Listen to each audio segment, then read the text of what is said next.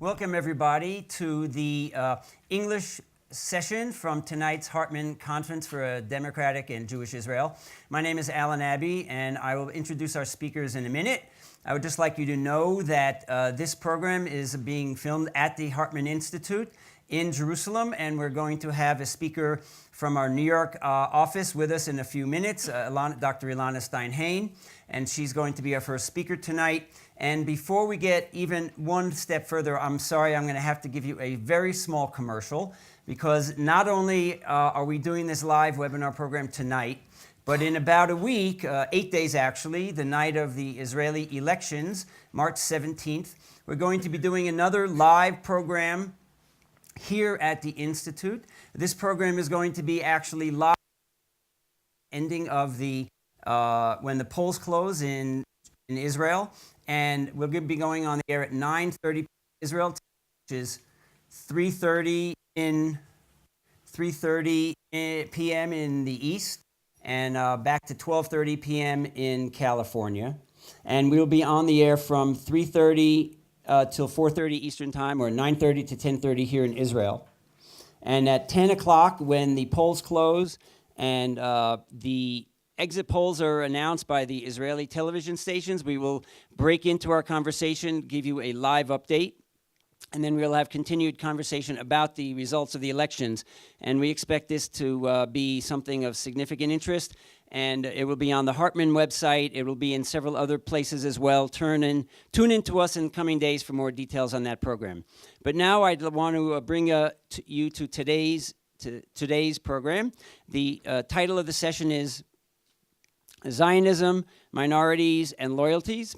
And our speakers today are Dr. Yolanda Stein Hain and Mati Friedman. And I'm very excited for two reasons. First of all, they're two excellent speakers. And second of all, Alana is fairly new to Hartman. And this is, by the way, Mati Friedman's first appearance on behalf of the Hartman Institute. He has joined us as a research fellow with our iEngage project, and we're very, very excited to have him.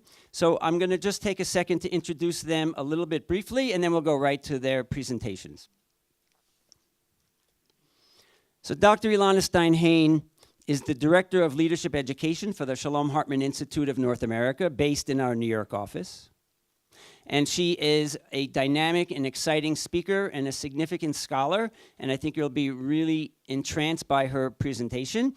I suspect many of the people in this room here in Jerusalem, at least, and many watching us online, also know Mati Friedman, the journalist and author, prize-winning author, who has, as I said, just recently joined the Hartman Institute. And so these are two excellent speakers. I think you'll get two very interesting and differing presentations.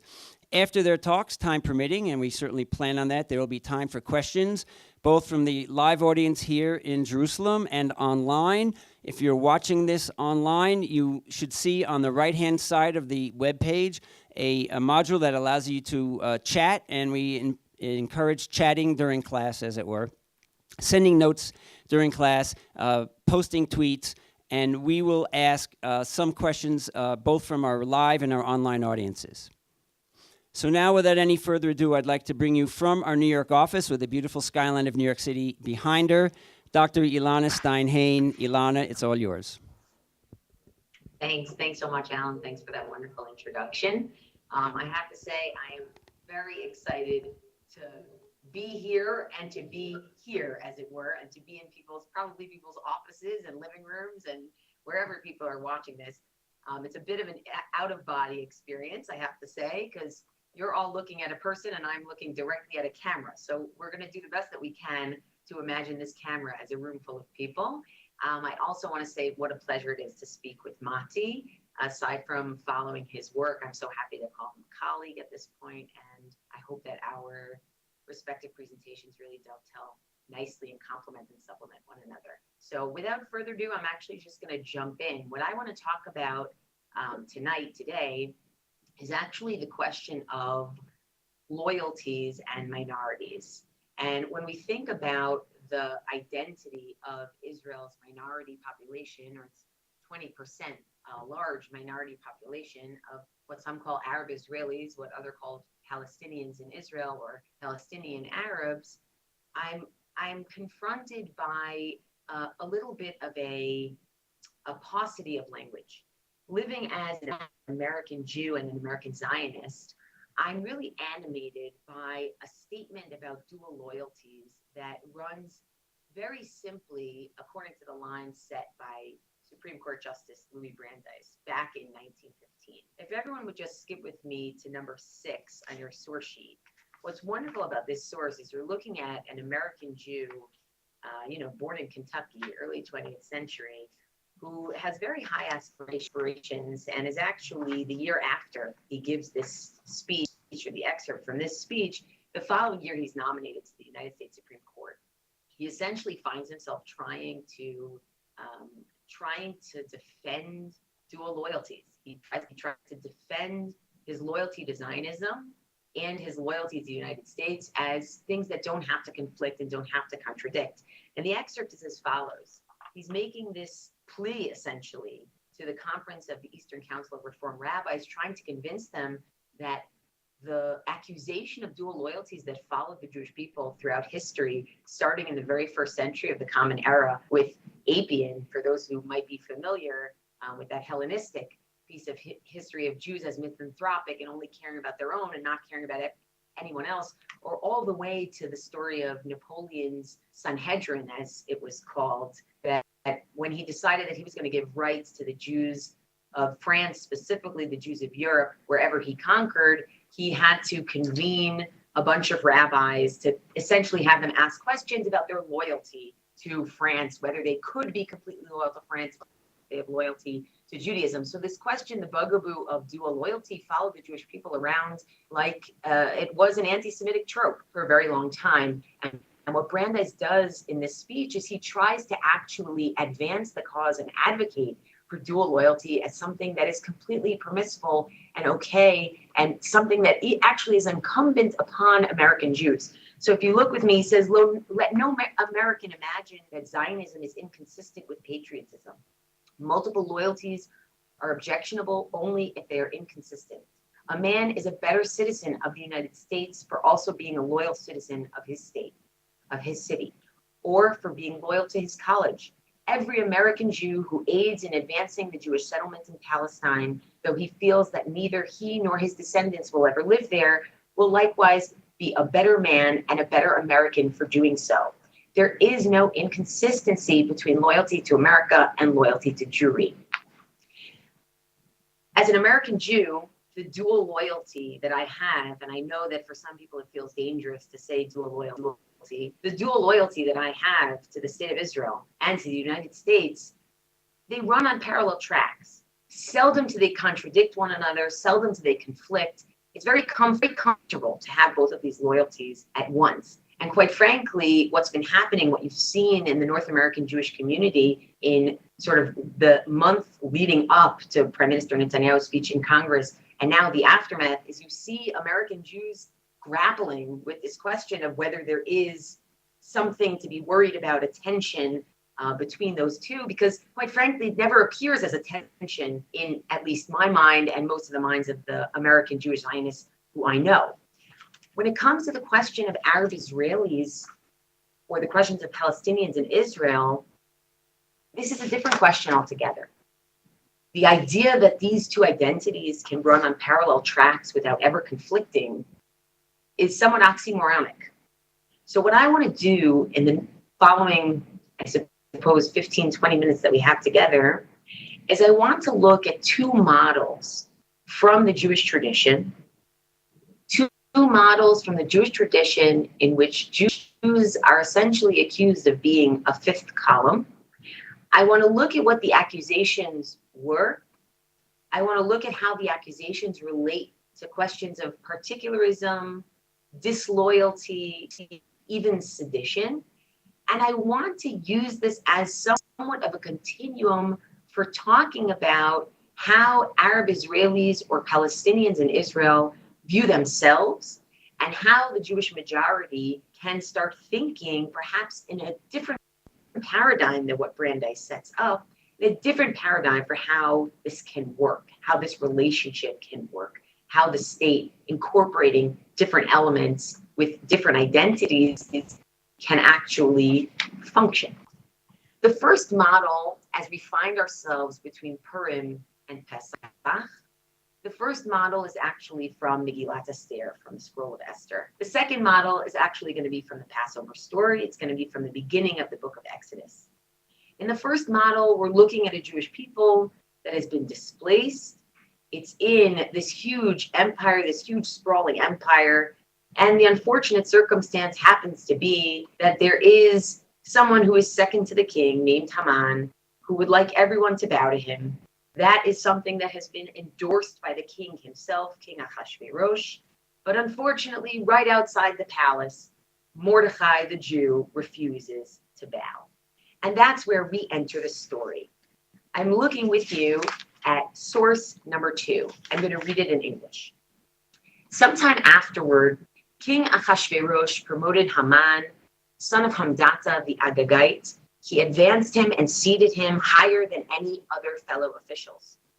All the king's courtiers in the palace gate knelt and bowed to Haman, for such was the king's order concerning him. But Mordecai would not kneel or bow.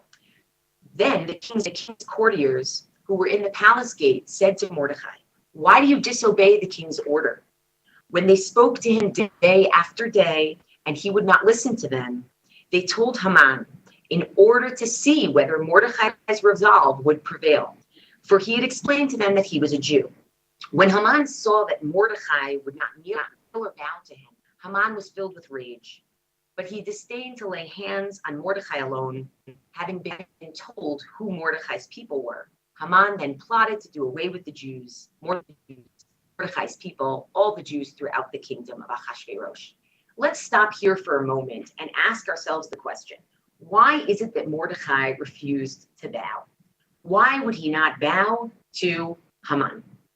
It seems, according to the other servants of the court, there was something seditious about this practice. Why are you disobeying the king's orders?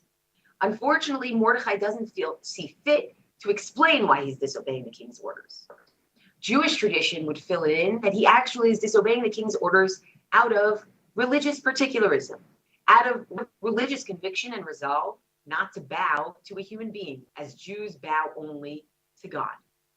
But the continuum between his religious particularism and what appears to be seditious, treacherous, disloyal, what's happening is we're seeing an overlap and an overlay. For Haman, it's not clear whether Haman cares at all about the nationalistic piece, whether he cares at all what the servants seem to care about, which is you're not listening to the king. He seems to simply be angry, a personal vendetta, personal feelings. This man is not bowing to me, and I'm going to make everyone pay. But what happens next is astounding, because Haman can take his own personal experience, bring it to Ahasuerus, the king, and get a fair hearing. In the first month, verse 7, we continue. That is the month of Nisan, in the 12th year of King Ahasuerus. Pur, which means the lot, was cast before Haman concerning every day and every month, until it fell on the 12th month, that is the month of Adar. Haman said to King Ahasuerus, there is a certain people scattered and dispersed among the other peoples in all the provinces of your realm, whose laws are different from those of any other people, and who do not obey the king's laws. And this is not in your majesty's interest, to tolerate them. If it please your majesty, let an edict be drawn for their destruction, etc., etc. And of course, Ahasuerus takes off his ring and says, do what you need to do. What's fascinating about this passage is that it is clear that Haman's motivation and Ahasuerus' motivations very different. Haman uses all the classic moves of othering a group.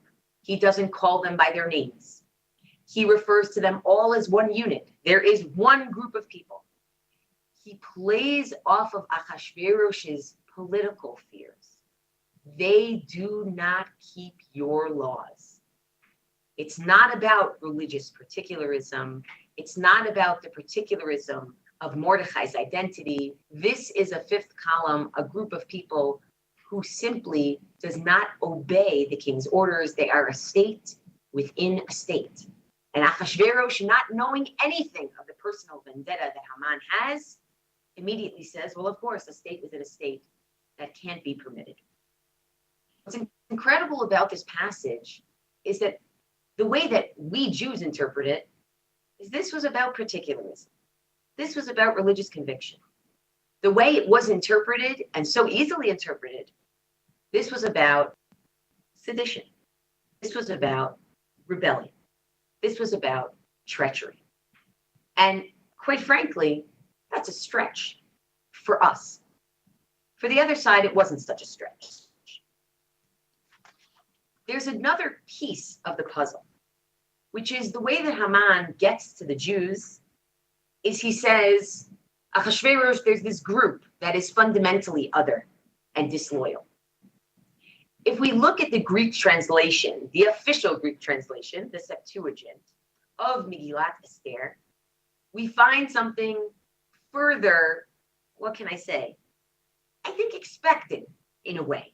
If the currency of the day is to other another group in order to get them on the outs with the king, well then Mordechai and Esther, the heroes of the Purim story, when they're trying to assert the Jewish right to self-defense, they use that very same currency. Let's take a look at number 3, the right side, the right-hand column, the Septuagint, the version in the Septuagint that describes permitting self-defense. This is the letter that Achashverosh sends out to 127 provinces saying, we permit the Jews to defend themselves. In that letter, there must be some explanation for why it is that Haman's original letter should not be heeded. For Haman, a Macedonian, the son of Adamathes, actually alien to Persian blood, and far removed from our practice of beneficence or the hospitality received by us. He had obtained so large a share of the generous favor we extend toward all peoples as to be called our father and received continual reverence from all as the person next to the royal throne. But he, not having borne properly the dignity of his great station, tried to deprive us of our kingdom and of our life, having by varied and guileful devices sought the destruction both of Mordechai, our rescuer and benefactor throughout, and of blameless Esther, sharer of our kingdom, together with all their nation. For by these tactics he planned, having us in a helpless state, to transfer the dominion of Persia to the Macedonians. How is it that the Jews are able to assert their right to self-defense? Well, Haman is really the outsider. Haman is really the traitor. The currency of the day was to point out who might be on the outs with society, with the mainstream, who might indicate a measure of disloyalty all the way to sedition. And this is a wild story because on both sides, ultimately, there are very personal forces at play, but the way it gets described and the way it gets depicted and the way it gets deployed is in a manner that discusses being a traitor, being disloyal. Now, I have to say, if things were that simple, that the identity of someone living in Israel as a minority could simply be a matter of, no, this is particularism. This is particularism, and you're interpreting it as something that is disloyal or a fifth column, but this is merely particularism. I wish that was always the case. I have to say, though, that it's important to consider that as being the case for people who do identify themselves primarily as Palestinians living in Israel and still are very comfortable as Israeli citizens. To think about whether sometimes the particularism gets defined as sedition by definition, even without seeing any actions that indicate that. I hope that people's wheels are turning in their minds. I'd imagine that they are. Trying to learn in my new Hartman experience, I'm trying to learn how to get under the skin a little bit so that we can get people to react and respond and think. And I like that Alan is smiling about that. I want to give you the second example. The second example, the second model, is actually, I think, much easier to swallow. Because the second model is the model of Exodus, where, to be honest, what the group is accused of, it's really not clear whether what the group is being accused of is simply particularism. I don't think it is, quite frankly. Let's take a look together. And this I'm going to read Exodus 1 in the Hebrew and translate. Vayamat Yosef v'chol echav v'chol hador hahu. Joseph dies, and so do his brothers, and so does the whole generation. Uvenei Yisrael paru v'yishritzu v'yirvu v'yatzmu b'ma'od me'od v'timaleh ha'aretz otam. And the Israelites multiply. Vayakam melech chadash al Mitzrayim asher lo yadat Yosef. And a new king arises over Egypt who does not know Joseph, doesn't know Joseph, doesn't want to know Joseph. Hard to believe that he wouldn't know who Joseph was, given that Joseph was the viceroy just with the previous Paro and saved Egypt from a major famine. Vayomer elamo, and he said to his nation, Hine am b'nei Yisrael rav v'atzum mimenu. The nation of the children of Israel is greater than we are. And notice the use of am, the nation, collective, all of them together. Hava nitchakmalo, the use of singular. Let us deal wisely with him, the entire nation, as one unity.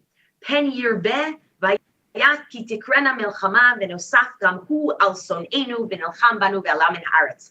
And let us deal wisely with him, lest he multiply. Continue in the singular. Lest it multiply, and lest it gather together with, and here the plural comes back, our enemies. We have more than one enemy. Our enemies, lest he gather with our enemies, and fight against us. And we know the continuation of the story. The continuation of the story is slavery. When I read this, always growing up, I didn't understand what is the connection. What is the connection between Joseph's death and Pharaoh suddenly looking to the Jews and saying, well, the Israelites, there are too many of them. We need to do something about this. But I have to say that a pseudepigraphal work, that is a work that is not included in the Hebrew Bible, it's not included in the Christian canon either, a work that is written sometime within the Second Temple period and purports to be a retelling of the book of Genesis and a little bit of the book of Exodus. The Book of Jubilees tries to fill in the blanks. And the way it tries to fill in the blanks is it says you have to understand realpolitik. You have to understand realpolitik. When Joseph died, Egypt was at war with Canaan. Egypt was at war with Canaan, and for that reason, the gates of Egypt were closed. For that reason, none of the Israelites were able to bury their dead in Canaan. And let's see what happens next. Go with me to number 5, please, if you were in the Book of Jubilees. And it came to pass that after Jacob died, the children of Israel multiplied in the land of Egypt, and they became a great nation, and they were of one accord in heart. And there was no Satan nor any evil all the days of the life of Joseph, which he lived after his father Jacob. For all the Egyptians honored the children of Israel all the days of the life of Joseph. And Joseph died being 110 years old. And he died, and all his brethren, and all the generation. And he commanded the children of Israel before he died that they should carry his bones with them when they went forth from the land of Egypt. And he made them swear regarding his bones, for he knew that the Egyptians would not again bring forth and bury him in the land of Canaan. Why? Because they were at war with the Canaanites. For Macamaron, king of Canaan, while dwelling in the land of Assyria, fought in the valley with the king of Egypt and slew him there, and pursued after the Egyptians to the gates of Ermon. The Egyptians, their pharaoh is slaughtered by a Canaanite king outside of Egypt. They closed the gates of Egypt, keeping the Canaanites at bay. But he, that is the king of Canaan, Macamaron, was not able to enter, for another new king had become king of Egypt. This is the king who doesn't know Joseph. And he was stronger. And Macamaron, the Canaanite king, returned to the land of Canaan, and the gates of Egypt were closed, and none went out and none came in. But there's a moment at which the gates of Egypt open once again, and they open for the purpose of warring against Canaan, against Canaan. Verse 9, and the king of Egypt went forth to war with the king of Canaan. And at that moment, when those gates open for the purpose of making war on Canaan, Joseph's family decides now is the time to go to Canaan and bury our dead. And the children of Israel brought forth all the bones of the children of Jacob, except for the bones of Joseph, and they buried them in the field of the double cave in the mountain in Canaan. And most of them returned to Egypt, but a few of them remained in the mountains of Hebron. I want to skip with you for lack of time. I want to skip with you to verse 12.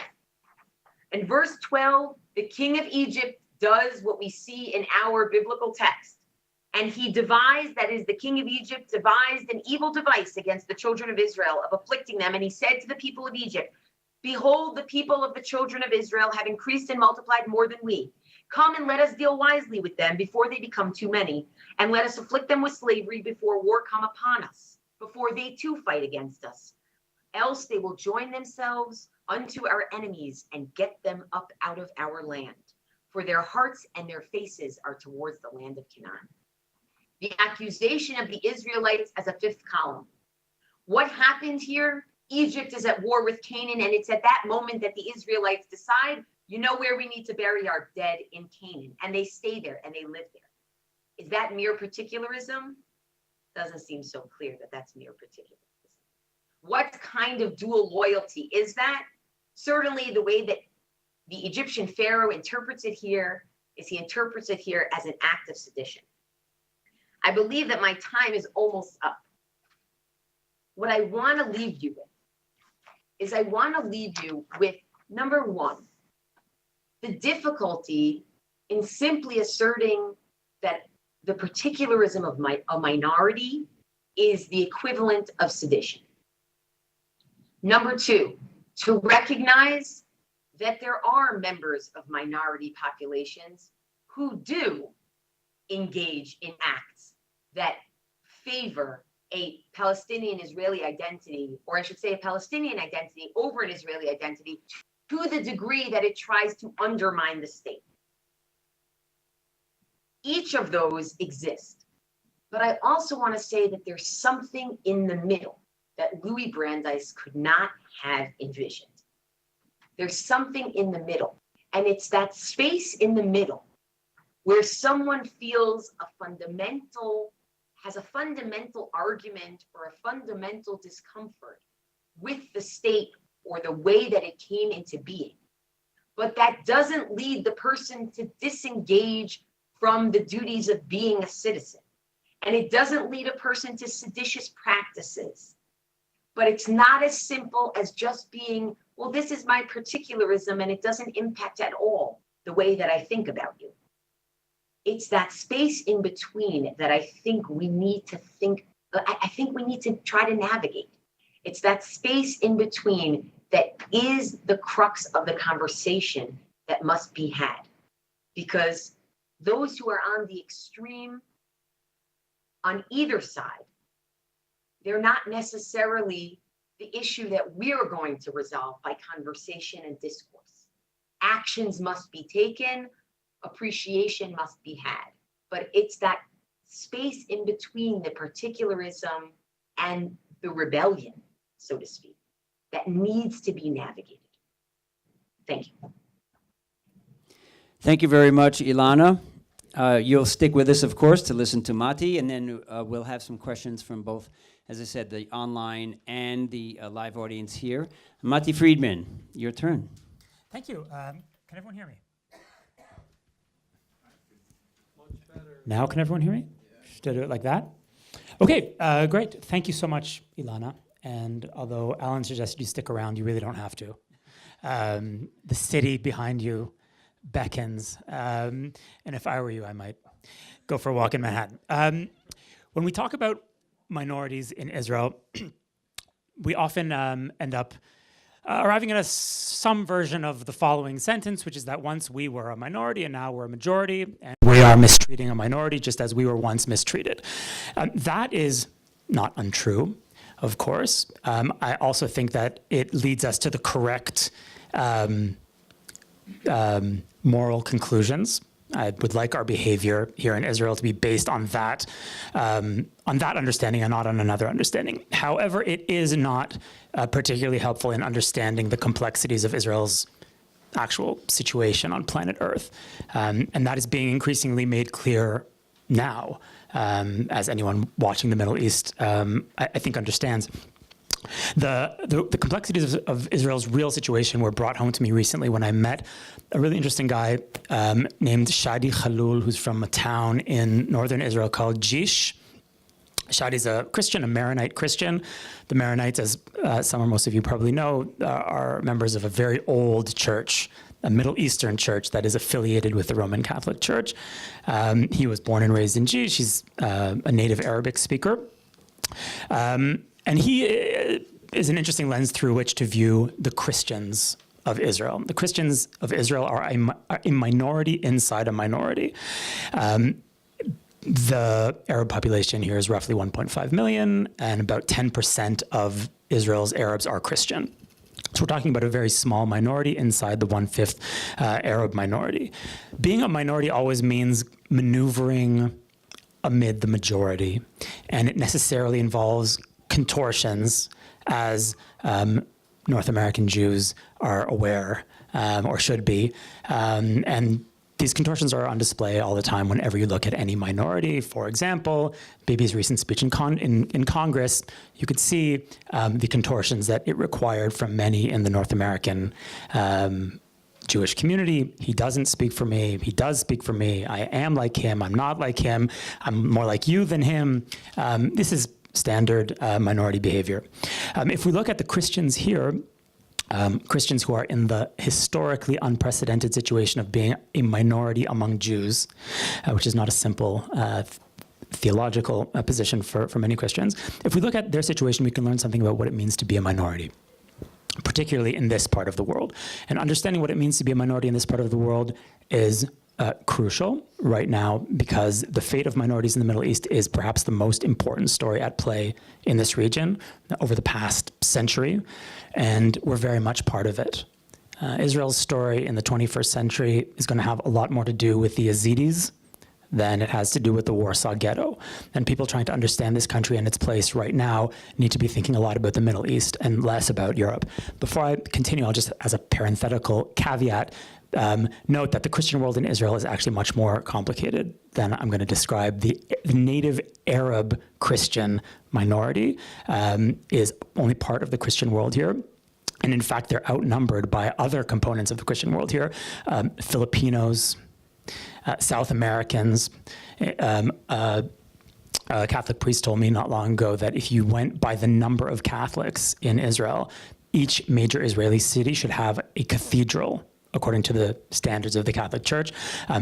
A significant portion of the Soviet immigrants to Israel are Russian Orthodox, some of them practicing. If you take all the people in Israel who are not registered as either Jews or Muslims, they outnumber the native Arab Christians 5 to 1. So the Christian world is much more complicated than what we're going to talk about, which is the native Arab Christian minority. In the Ottoman world, the Christians were a religious minority with certain communal arrangements, like many other religious minorities, including the Jews, of course.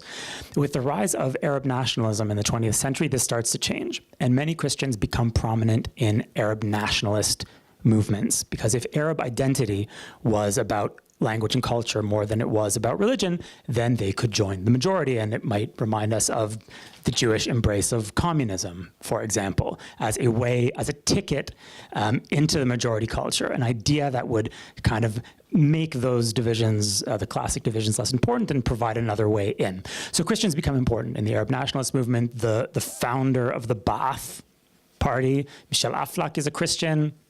One of the godfathers of terrorism, PFLP leader George Habash, is Christian. The Christians of Palestine share the disaster of 1948 and have traditionally seen themselves as part of the Palestinian story. That is, they've seen themselves in opposition to Israel. So while some small sects in Israel have bound themselves to the state, particularly the Druze, the Christians never did. And they aren't subject to the draft, for example, that being the key indicator of allegiance in this country. They would see serving in the military as a betrayal of their people, of the Palestinian people. And this remains the majority position, and it is strongly held. But things might be changing.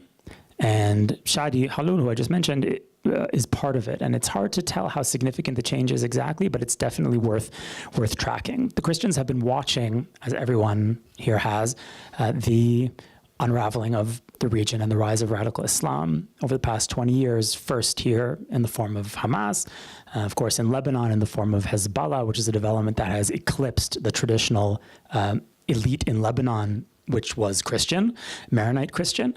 The Christians here saw, as we all saw, what happened to the Chaldeans in northern Iraq and the other Christians of Iraq, and they saw those 21 Copts led along the beach the other day to be beheaded by the guys from the Islamic State. There are immense and horrific changes afoot here, and everything going on in this region has to do with those changes. Not everyone in the West has caught up. Many observers have not caught up, but everything going on here in Israel and in the general vicinity has to do with that. Everyone is responding to that. So there are a few cracks showing in the traditional allegiance of the local Christian population. And there are signs that the old minority instincts, which should be familiar to us, are kicking in kind of interesting ways. The instinct mainly being to bind yourself to a power that can protect you. That should be familiar to Jews. So Shadi is part of a forum that is trying to get Christian Arab kids to join the army when they finish high school. He himself was an officer in the paratroops, Tzanchanim, and he has kind of shifted his self-definition. He does not want to see himself primarily as Arab. He's involved in attempts to revive Aramaic as a language spoken in Jish. There's a center in Jish teaching Aramaic. Aramaic, of course, would strike Jews as not a threatening language. It's a familiar language to us. In many ways, it's a Jewish language, the Talmud, etc. Shadi and there are others like him don't want to be part of the Muslim majority in the Middle East. They think they need to be protected from the Muslim majority in the Middle East. He looks around for potential allies, and of course he finds Israel, which, although it has neglected its Arab minorities in many ways since the state was founded, is also generally happy to find allies inside those minorities, and is kind of happy to have Shadi on board. He's found willing partners, ironically or not, primarily on the Israeli right. When he began circulating a document expressing his community's particular concerns, he didn't get anywhere with the left. The parties of the left hope to get Muslim votes. The Labour Party has an apparatus among the Israeli Arab mainstream, and what Shadi has to offer is not very many votes and something that could complicate their position in the broader Arab scene. He got nowhere with the left and ended up on the list, the party list, in the current election of Israel Beitenu, which is kind of an ultra-nationalist party headed by Avigdor Lieberman. I think Shadi's number 11, something like that, which does not look good for him according to the polling numbers. And he's currently running around northern Israel, speaking in people's living rooms in Christian towns and trying to drum up support for Israel Beitenu. And he swore when we spoke that when we look at the election breakdown after the results are published, the number of Christian Arab voters for Israel Beitenu is going to surprise everyone. Okay, so we'll see if that actually pans out, but that's what he said. We might remember an earlier attempt in this century on the part of Christians in Lebanon, also Maronites, to present themselves as Phoenicians. Anyone familiar with that episode? It's a fascinating historical episode. You can read about it. Many Maronites in Lebanon decided that they were not Arabs. They were actually Phoenicians. And there was a kind of renaissance of Phoenician culture. And this was seen as a more acceptable way to present yourself vis-a-vis Europe. one did not want to be Middle Eastern, one wanted to be something else, so they would be Phoenician. And this was undertaken with a great energy for a period of time. It has kind of faded, although I happened to visit Lebanon about 10 years ago and met someone who told me that he was Phoenician. So it hasn't died out completely. And of course, we might remember Jews calling themselves Frenchmen of the Mosaic persuasion or Germans of the Mosaic persuasion, it being acknowledged that being a Jew was nothing you wanted to be, so you should find some other way of describing yourself. And again, this is classic minority behavior. The spiritual leader of this new movement, if that's what we can call it, that might be overdoing it, but if that's what we can call it, among Arabs here is a Greek Orthodox priest named Gabriel Nadaf, we can also read about. He's from Nazareth. Pretty young guy, he's 40 or so.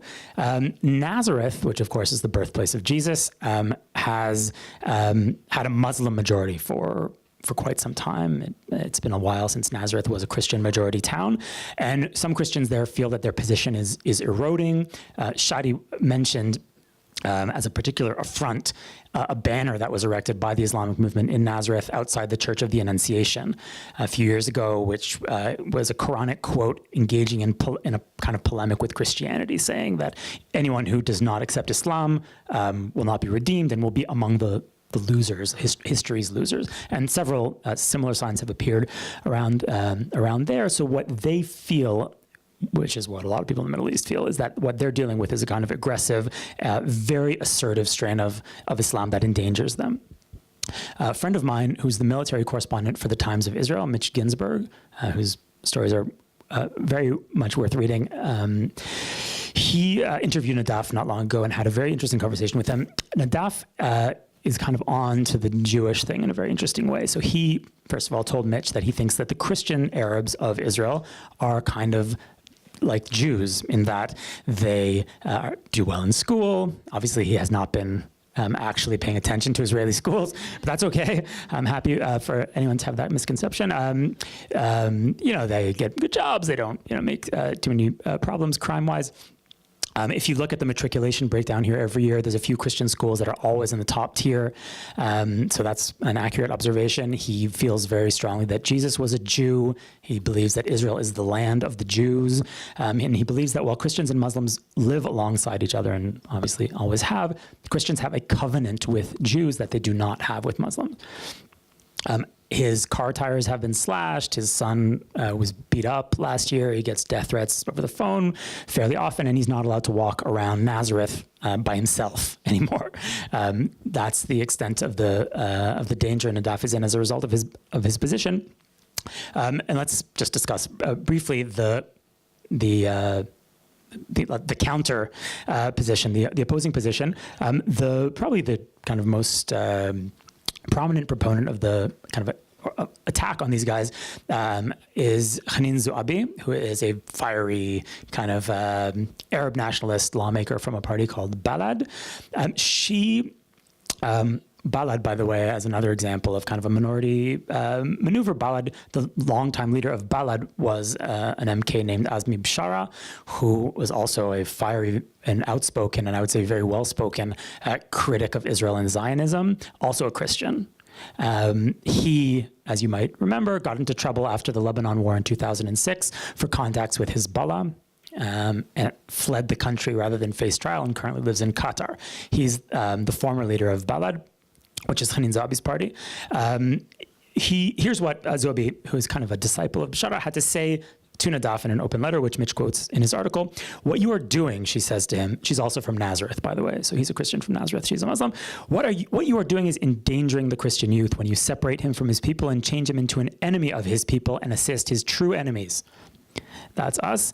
The Arab Christians are not a neutral bridge. They are part of the weave of our Arab Palestinian people. Our Palestinian people are the ones under attack, and what harms one sect harms us all. So she's basically saying, you're part of us.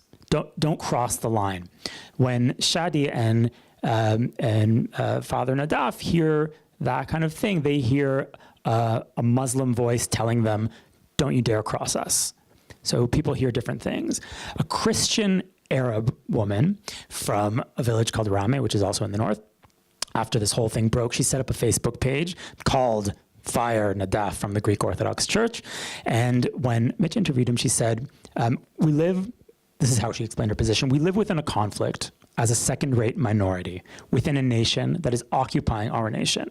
I can understand integrating into Israeli society, but not through the army. And to do so, she added, would constitute very dangerous steps that would sow hatred between neighbors.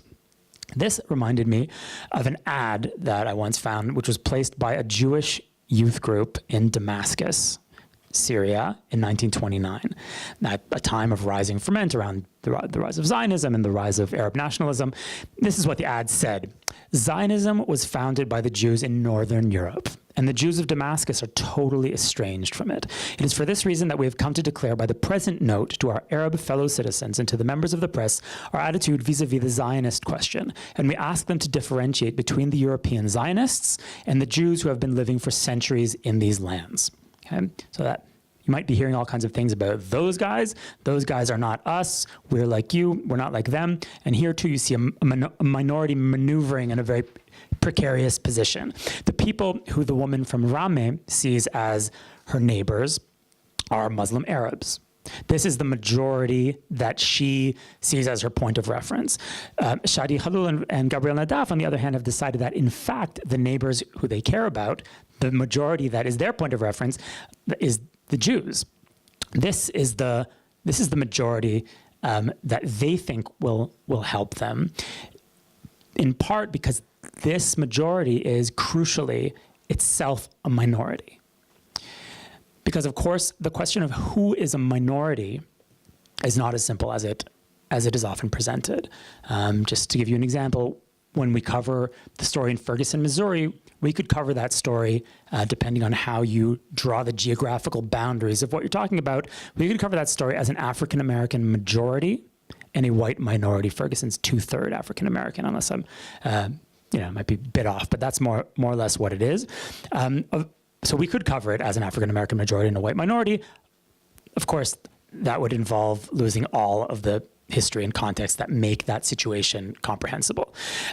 If we look inside Israel and at the territories controlled by Israel, which together constitute 0.2% of the Arab world, Jews are a majority. If we zoom out and look at the Arab world, Jews in Israel are outnumbered 60-1 by the population of the Arab world. And if we zoom out further and look at the Islamic world, the Jews in Israel are outnumbered 200-1.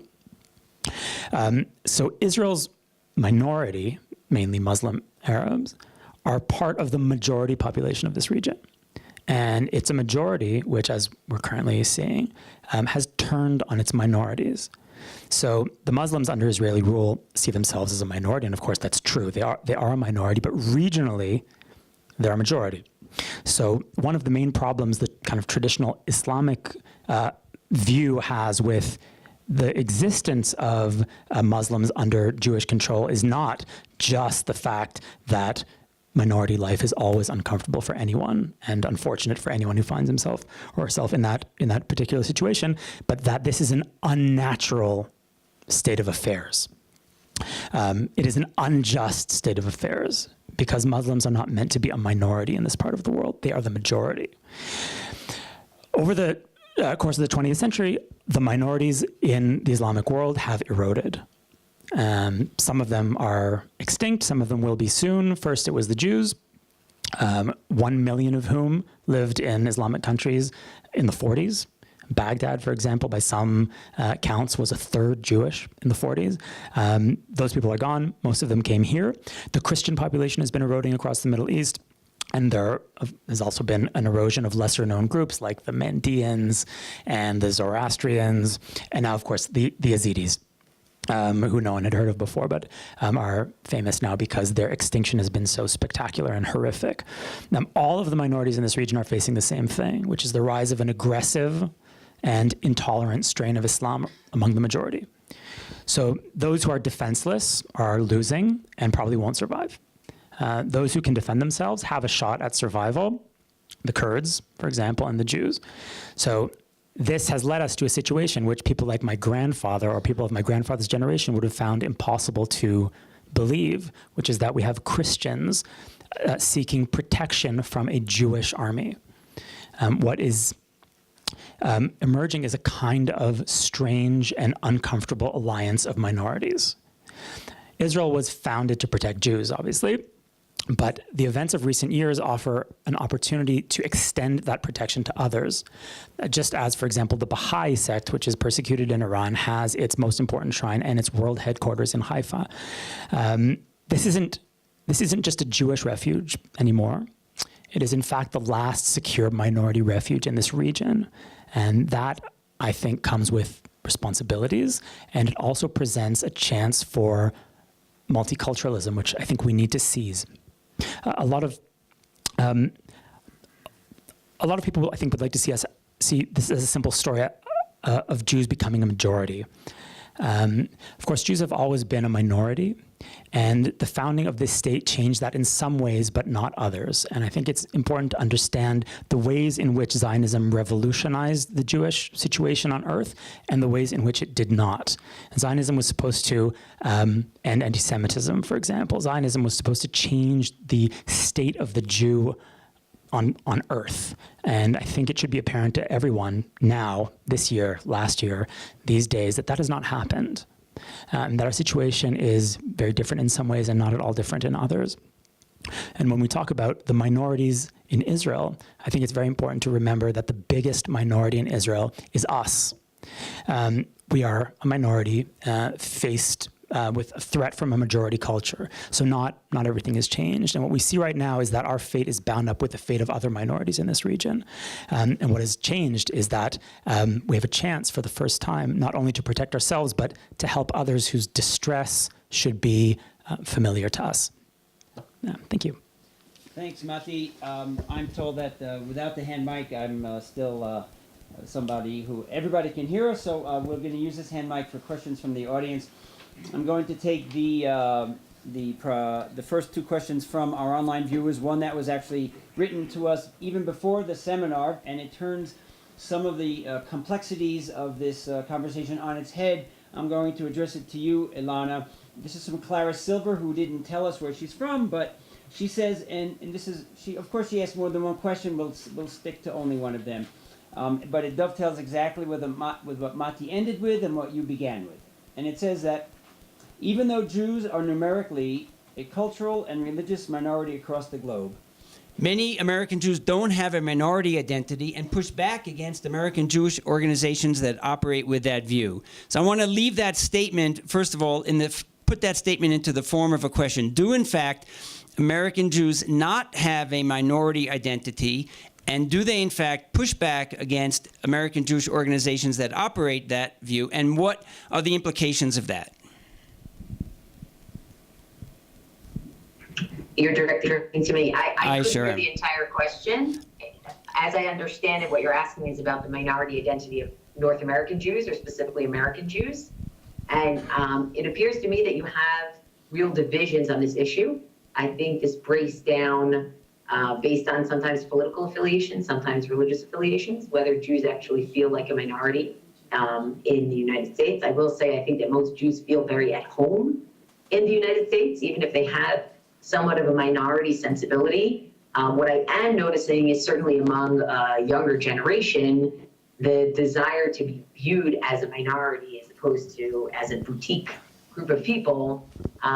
That's the desire not to be viewed as a minority certainly is a strong impulse, but that's really just, I think that's really just because of the melting pot nature and the dual quad identities that people carry around today. That's kind of my impression. And I actually think that what we saw play out specifically with members of Congress, Jewish members of Congress, who were making public proclamations as to whether they would attend Prime Minister Netanyahu's speech in Congress, I definitely think that question of being a minority or not being a minority or trying to assert oneself as being part of the majority, that was definitely playing out there.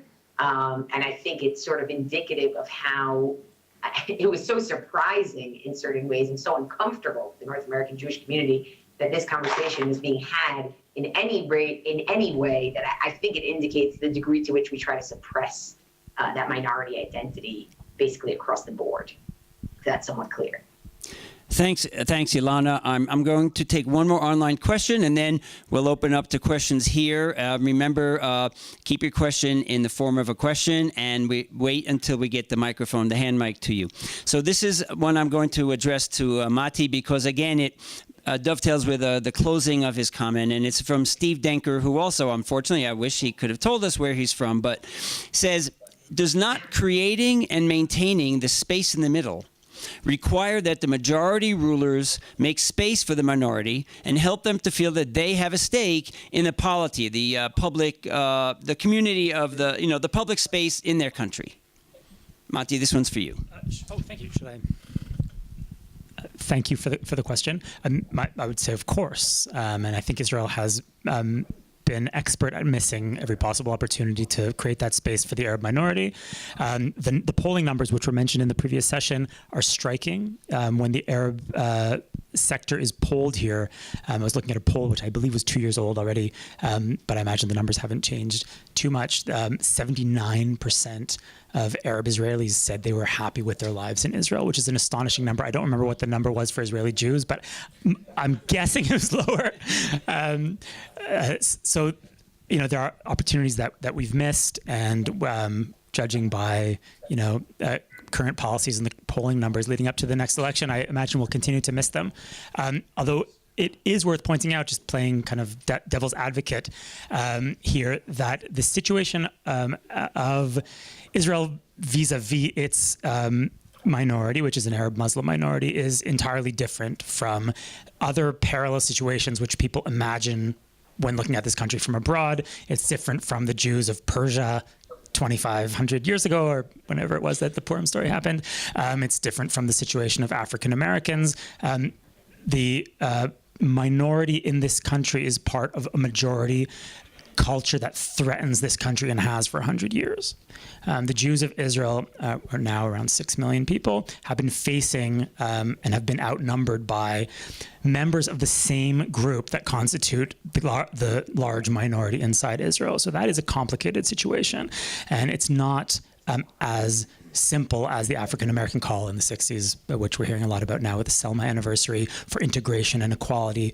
That is not exactly what Israel's Arab minority is asking for. And the situation here is different in important ways that I think should kind of give pause before we draw too easy parallels between Israel and its Arab minority and, for example, America and its Jewish minority, or Persia and its Jewish minority, or any other situation. There are very few situations that are similar to this one. Thanks, Matti. By the way, Clara is clearly watching the program because she commented on our chat site that she's from Ann Arbor, Michigan, and put 3 exclamation points after that. So she wanted to know where she's from. It's the only way to make Ann Arbor sound exciting.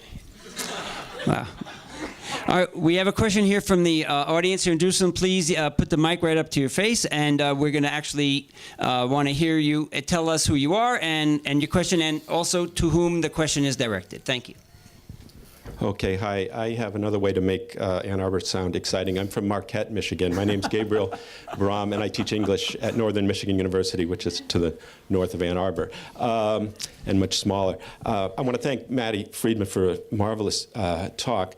My question is for you. I was at a conference recently where Sari Makdisi, a professor of English at UCLA, a pretty well-known guy, happens to be the nephew of Edward Said, was speaking, and he advocated one state from the river to the sea that would be, he said, neither a Jewish state, which is abhorrent because it's ethno-nationalist, nor an Arab state. But by the way, with the so-called right of return, Arabs would be a majority. So I asked him, why then wouldn't it be an Arab state? And he said, well, it would be secular. And I said, well, but come on. And then he said, pardon my French, I'm quoting him, that's racist bullshit. Just the very concern to even ask about what it would mean for Jews and Christians to be a minority in an Arab state. How would you have answered that accusation from him? I think that there are really 2 Israels. So there's real Israel, which is a very complicated little place, which, like any foreign country, in order to understand it, you have to be here for a long time and speak the language and kind of breathe it. And then there's fantasy Israel, which is, I think, where Makdisi probably, sunbathes and drinks cappuccino. No one here sees that as a real option, Jews or Arabs, because it would never work. I mean, what would an army of that state look? What would bind the citizens of that state together? I think what lies behind that fantasy, because that's what it is an attempt to destroy Israel and make it sound nice, basically. They're having a lot of success, by the way, and it kind of makes sense in the theoretical kind of fantasy world in which these guys operate. On the ground, it's impossible, obviously, which is why there's no constituency for that idea here. Gershom Gorenberg, for example, is a really smart guy, definitely from the left, has written about it from the left as an impractical solution. So, I mean, if you could point to a state in the Middle East, a multicultural state in the Middle East that is functional and safe, I might, engage you in a discussion because no such state exists. And unfortunately, minorities here will live by their sword in the foreseeable future or will not live here. Then this is just kind of... it's just empty talk, kalam fadi in Arabic. Yeah. Thanks, Mati. We have another question here from the audience here in Jerusalem. Please hold the mic to your face and tell us who you are and your question, please. My name is Ben. I'm a recent graduate of International Relations from St Andrews University. I'm visiting here from Glasgow, Scotland. My question is to Mati. You mentioned beforehand, you used the kind of collective term of Israeli Jews, and particularly how Christian Arabs feel associated with them. I wanted to ask whether or not through your research you think if there was greater representation among particularly minorities among Israeli Jews, namely Sephardi Jews who have originated from Arab states, whether or not you think there might be among particularly Christian Arabs, whether they would feel more aligned to the state of Israel, and in the case of what you were saying before, perhaps going into the draft. That's an interesting question.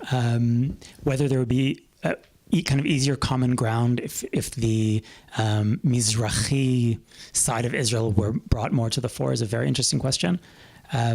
I've written about that a bit. I wrote an essay last spring called Mizrahi Nation, which is about how understanding Israel now requires us to understand that the Mizrahi side of Israel, which is what you're referring to, is not a footnote, but is actually probably the most important story to understand about Israel in this century, because in this century, Israel's story is a story about the Middle East, and half of the Jewish population here is Middle Eastern. Whether that would make it easier or harder, I'm not sure. In the Middle East,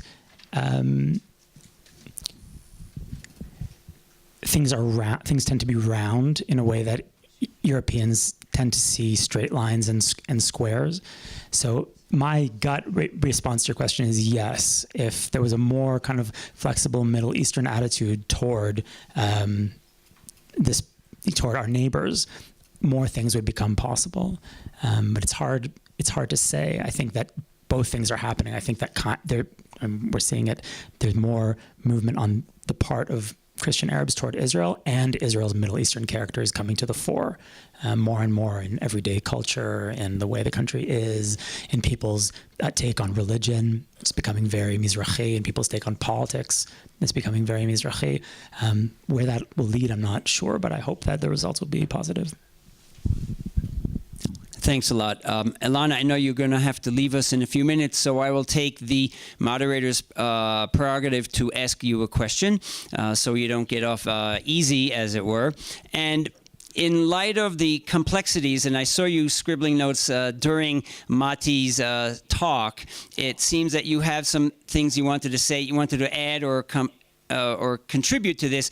And again, in the context of how complex this all is there a way out where different minorities can, in fact, find a way to work together in a multinational, multicultural country involving different shades of Jews, different shades of Arabs and Muslims, and the different religions? Is this too complex and not to untie? Yeah, I mean, I think that Mati's point about the Jews being a minority in the region is an essential point. And I think it's very important to recognize that there's no simple comparison or parallel to be made. At the same time, I'm very inspired by Mati's presentation in the sense that when I think about sort of each and every example of the Jews as minority in a country, literally throughout Jewish history, starting with these Esther or Exodus texts, the significant figures become the people who see themselves as holding both identities. You know, the Moses figure, the Esther figure. And I think that what Mati's really talking about is he's really talking about those people who can straddle the fence. And what I'm suggesting is that there are people who straddle the fence in lots of different ways. And it's very important to recognize those different ways in which there are people who can be connectors and can be transition figures and figures who can kind of bridge in one sense or another. And that's something that isn't necessarily so doable or noticeable at the, you know, what an American would say, the federal level or the government level, but certainly in local, whether it's local government or in various sectors, whether it's NGOs or professional sectors, there are ways in which those bridge figures, you know, should be embraced, or the hand should be shook, and people should be looking for them, and they should be looking for others.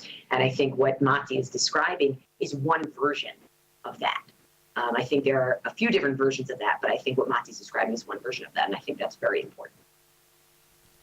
Thanks, Yolanda. If you have to, I know you have to leave. We only have a few minutes as well to the entire program. So just in case we don't get to say goodbye, I want to thank you for your participation. I'm sure it's going to be the first of many with us here, both on a video setup, and of course when you're here with us, I expect this coming summer with the Hartman Institute. You look like you have one more thing you want to say. I'll let you say You're it. so good at reading my body language. Alan, amazing, thank you. There is one thing, I know that, I think it was David, who's a professor at Michigan, who addressed this question to Mati. There just is one thing, that is an Emmanuel Levinas perspective that I think is incredibly significant. The way he frames the state of Israel is that it is a political entity with an ethical imperative, and that ethical imperative is to protect Jewish lives. And if history is any indicator of the future, history would demand that, call it racist or don't call it racist, that ethical imperative is something that stands. And I think that that's actually an important response to, you know, very modern or postmodern attacks on particular groups who want to assert their identity as something unique and significant and worth protecting. So that's my final word. Thanks very much, Ilana.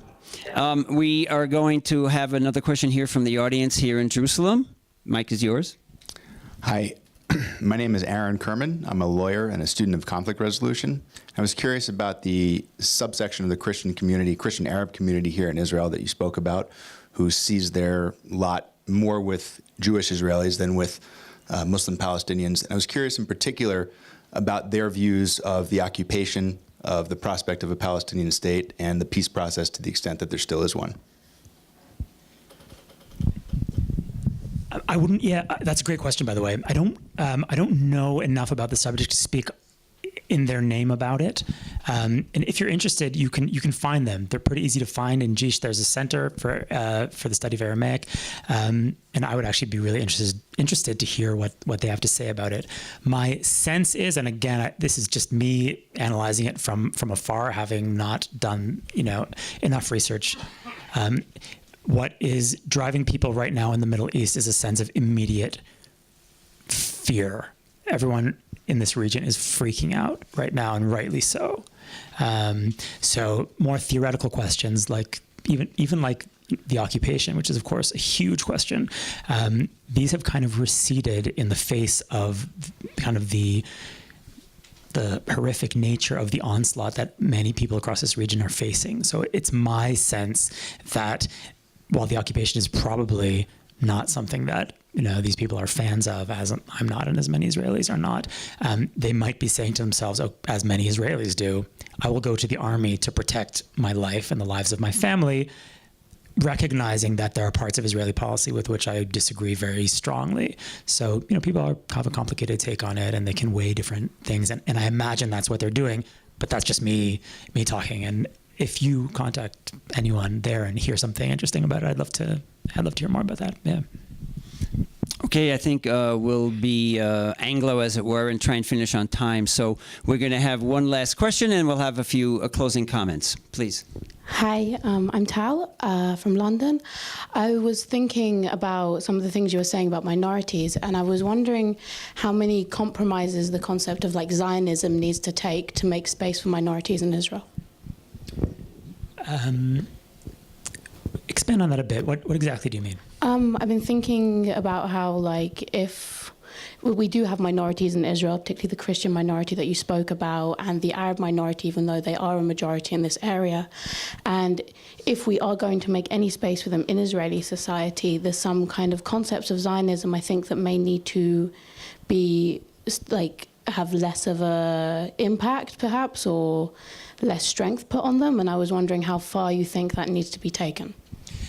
That's a huge question for Israel. So in the Declaration of Independence, it's pretty clear this is a Jewish state, and part of being a Jewish state is granting equal rights to everyone who's here, irrespective of religion or gender, et cetera, et cetera. And of course, that is the kind of situation we strive for and have not managed to achieve. Again, kind of, I don't want to seem to be an apologist, but this has all been playing out in very unique and trying circumstances, both for the Jewish majority in Israel and for the Arab minority in Israel, being representative of two groups that have been basically at each other's throats for 100 years. So yes, I think that Zionism, certainly for me, Zionism requires compassion for people who find themselves in a situation similar to our own situation for 2,000 years or whatever it was, and I think that we're not there. So I think that we need to do more, and I think that particularly in the current context of the Middle East, there are opportunities here to create that space. So on the one hand, the situation in the Middle East is horrific. There's never going to be peace here. There will be no peace agreement. The ideas of the 90s are dead, and what we have to expect here in the future in this region is quite grim. Although I'm optimistic about the future of the country, we have to steel ourselves for rough seas ahead. But in a contradictory way, that actually presents an opportunity. Because I think that when members of Israel's minorities look around, Israel might seem like not such a bad place after all. So Israel's flaws are many, of course, certainly vis-a-vis the minorities. But the other options which might have seemed possible 15 years ago haven't panned out. And in fact, most people here, I think, realize that they're dead. And that presents an opportunity for Israel to embrace the Arab minority now, not just the Christians, some of whom are begging, essentially, for us to embrace them, but even the Arab Muslim minority, which has necessarily, and I understand them completely, an ambivalent relationship toward Israel. I think now would be a great time for an initiative to bring them closer, because we are offering something that no one else in this region can offer, which is a safe, liberal space, as flawed as it may be. Thanks very much. I think we're going to end the program now. For us also to answer one of the online questions, a video of this program will be available on our website, hopefully soon, and certainly tune in and check in with us at hartman.org.il. And again, I apologize for a little commercialism here. And again, one last thing, reminder that in 8 days on Election Day here in Israel, live as the polls close, there's going to be news and commentary from Daniel Hartman, Yossi Klein-Halevi, to talk about what the elections mean. And in fact, because we've run out of time, Mati, I won't put you on the spot making pre-election predictions, but maybe you'll write them down for me. You'll write them down for me, and we'll open them up on election night and see how well you did. I want to thank everybody both here in Jerusalem. We had a nice full room, and everybody who watched online. Thank you once again. Stay tuned to the Hartman Institute for more programs, and if there are any coming to your communities in the United States, I want to thank you again, and good night from Jerusalem.